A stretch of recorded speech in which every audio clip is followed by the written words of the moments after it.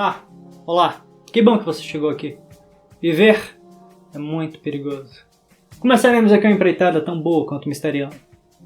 Viver é muito perigoso. Como eu poderia falar da coisa mais bela que existe sem que ela parecesse pálida e murcha? Como eu poderia explicar para um cego o estonteante amarelo dos girassóis de Van Gogh? O vermelho que eu vejo é o mesmo vermelho que você vê? Teremos um final para Berserk? Bolsonaro continuará a ser presidente? Meu Deus, são tantas perguntas. Como eu posso responder tudo isso? Jovem sertanejo, prepare o seu coração para as coisas que eu vou falar. Hoje eu vou falar sobre Grande Sertão, Veredas.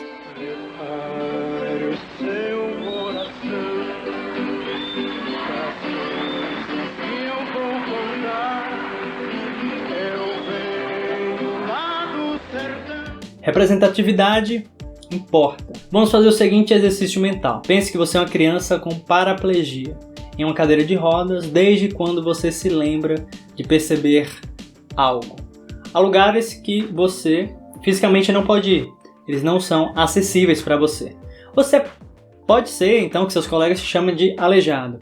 E você, por mais que tenha muitas qualidades, como carisma e inteligência, o que parece marcar a maioria das pessoas é o fato de você estar em uma cadeira de rodas. E talvez uma ideia tenha sido plantada na sua cabeça. Como eu não consigo usar minhas pernas como todo mundo, não poderei ser feliz. Certo dia, vendo TV em sua casa, no Jornal Nacional, você vê uma notícia. Nas Paralimpíadas, atleta brasileiro leva 3 medalhas de ouro para casa. Na TV aparece um rapaz sentado em uma cadeira de rodas, com 3 medalhas de ouro penduradas no peito, trilim, trilim, e ele está sorrindo e falando muito empolgado.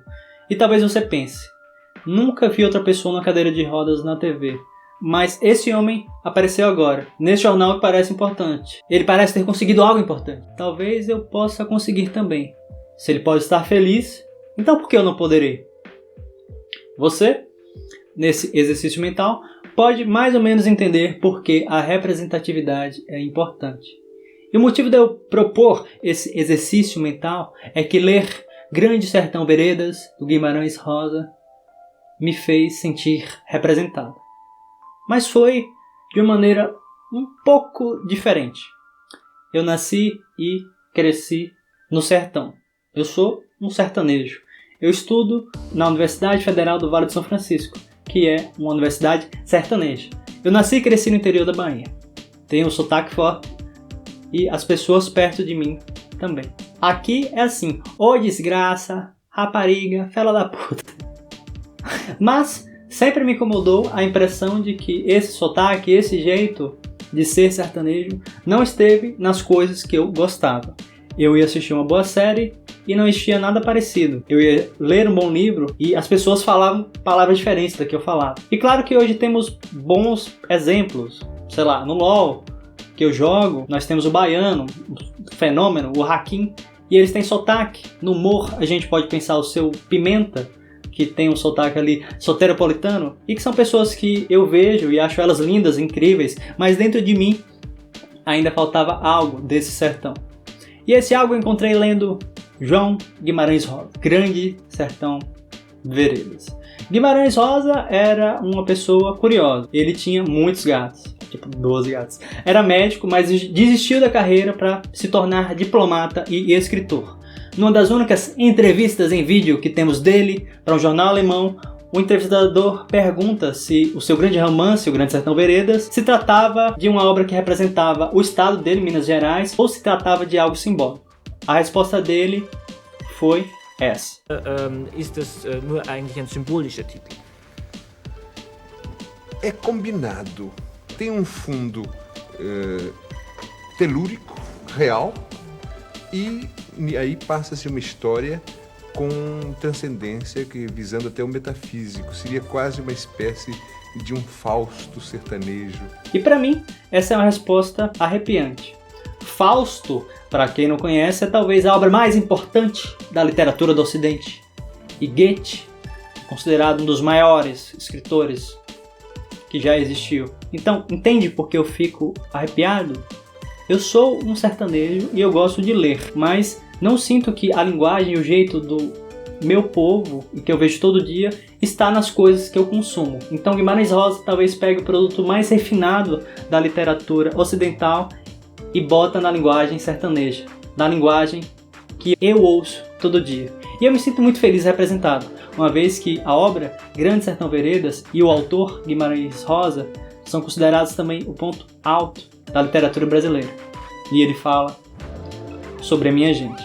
Aprendi a dizer não, ter a morte sem chorar, e a morte o destino tudo. Grande Sertão tem um estilo diferenciado. Ele é um monólogo em fluxo de consciência e é um livro relativamente grande, com 600 páginas. E ele não tem divisão de capítulos, são 600 páginas diretas, sem traços e nem divisões de diálogo. A história é sobre o sertão, sobre jagunços batalhando entre si, tentando trazer justiça para o sertão, em um sistema quase medieval com grandes fazendeiros e o povão.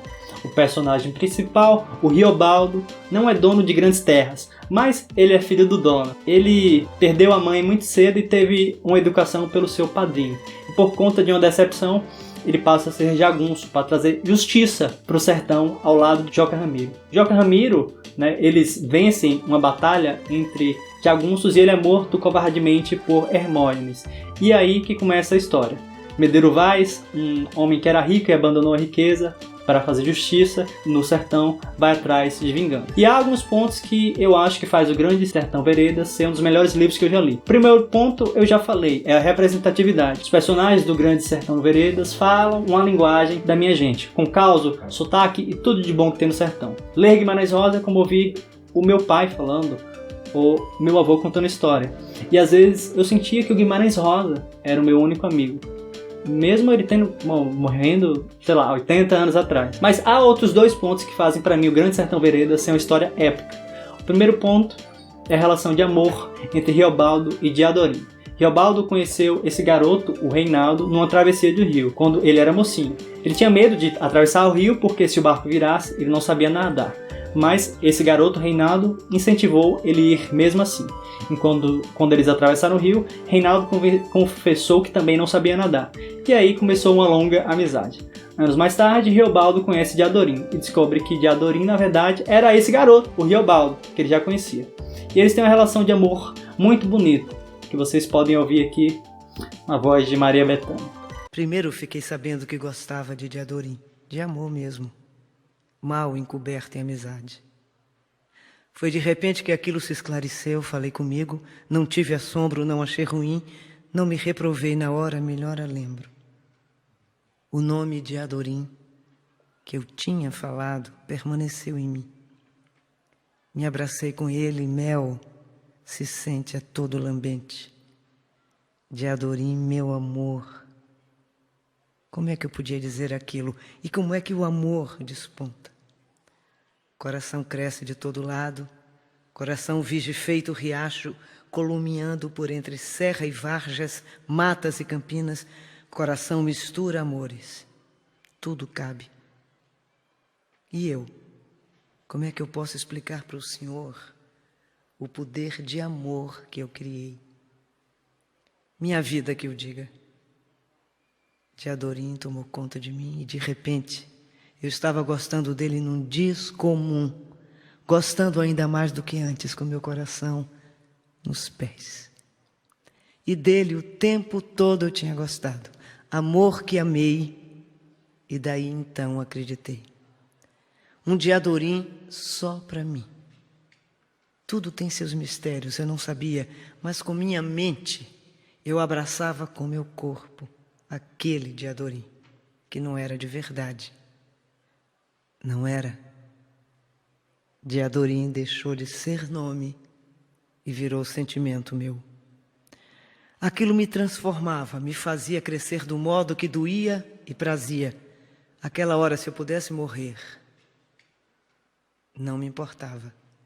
Note que temos uma questão muito sensível, pois a representação dos jagunços é de um homem bruto, varonil, mas Riobaldo ama Diadorim, e esse amor gera nele uma guerra interna, como se ele estivesse lutando contra um próprio diabo dentro dele.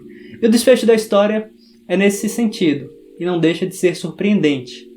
Diadorim, no final descobrimos, desculpa o spoiler, uma spoiler do livro saiu há 100 anos, mas ele é filho de Joca Ramiro e está atrás de vingança a Hermógenes, que matou o seu pai. Mas no fim do livro a gente descobre que Diadorim na verdade se trata de uma mulher, e temos ali uma figura andrógena que há anos se passa por homem e agora vai atrás de uma vingança e perde a sua própria vida atrás dessa vingança. E o Riobaldo não sabia que se tratava de uma mulher, e ele só descobre depois da morte de Diadorim. E o segundo ponto para mim, que faz Grande Sertão Veredas ser uma história sem comparativos, é a jornada de desenvolvimento do Riobaldo. Como isso está relacionado com o pacto que ele faz com o diabo. Explico. Durante todo o livro é especulado que Hermógenes, que é o grande antagonista, é um traidor e tem um pacto com o diabo. E Riobaldo, nesse ponto do livro, ele nunca foi nenhum comandante. Apesar de ser um excelente atirador, primeiro ele faz parte do bando de Zé Bebelo, que depois ele deserta, depois ele vai no Joca Ramiro, que está contra Zé Bebelo, e ganha de Zé Bebelo, e deixa o vivo, só que exila ele. Depois Joca Ramiro é traído e morto por Hermógenes, e Riobaldo passa a fazer parte do bando de Medeiro Vaz. Medeiro Vaz morre de doença e deixa Riobaldo como líder, mas esse recusa. Zé Bebelo volta, depois do exílio derrotado, e vira líder do bando. Até aí tudo bem, beleza. Acontece que após um suposto pacto com o demônio, Riobaldo se torna um cara muito corajoso e, insatisfeito com a liderança de Zé Bebelo, faz com que ele admita que Riobaldo é o líder, não Zé Bebelo. E ele vira, de fato, o líder. E nessa virada histórica, acontece muita coisa incrível, porque depois desse pacto com o diabo, esse suposto pacto, o protagonista vira outra pessoa.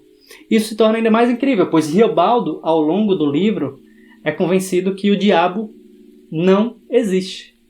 O que faz com que a história deixe de ser sobre o diabo e seja uma história sobre homens.